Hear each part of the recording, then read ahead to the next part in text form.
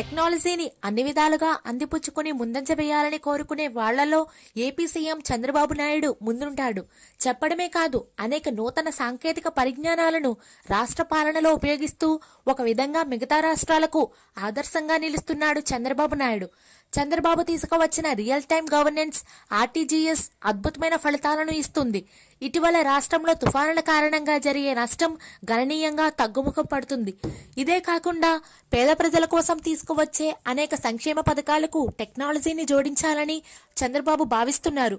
ఈ క్రమంలో ఓ అద్భుతమైన పథకం త్వరలోనే తీసుకురానున్నారు. దీని ప్రకారం రాష్ట్ర ప్రజలకు ఇంటికో స్మార్ట్ ఫోన్ ఇవ్వనున్నారు. ఈ రోజుల్లో ప్రతిదీ స్మార్ట్ ఫోన్ సాయంతో చక్కబెట్టుకునే వీలుందని, అలాంటప్పుడు పేద కుటుంబాలకు ప్రభుత్వమే స్మార్ట్ ఫోన్ కొనిస్తే మరింత లాభదాయకంగా ఉంటుందని చంద్రబాబు నాయుడు అధికారుల సమావేశంలో ప్రతిపాదించారు. ప్రతి ఇంట్లోనూ స్మార్ట్ ఫోన్ ఉంటే ప్రభుత్వం నుంచి సమాచారం మరింత వేగంగా అందించే వీలుంటుందని, డిజిటల్ నాలెడ్జ్ పెరుగుతుందని ముఖ్యమంత్రి అభిప్రాయపడ్డారు. స్మార్ట్ ఫోన్ సాయంతో నైపుణ్యాన్ని పెంచుకునే వీలుందని, ప్రభుత్వానికి పౌరుడికి మధ్య నేరుగా ప్రత్యక్ష సంబంధాలు ఏర్పడతాయని అన్నారు.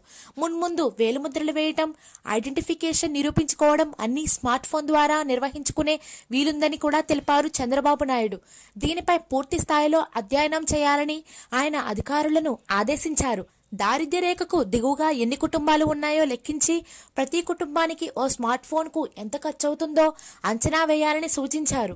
If you like the video, please like us and subscribe Tollywood Nagar.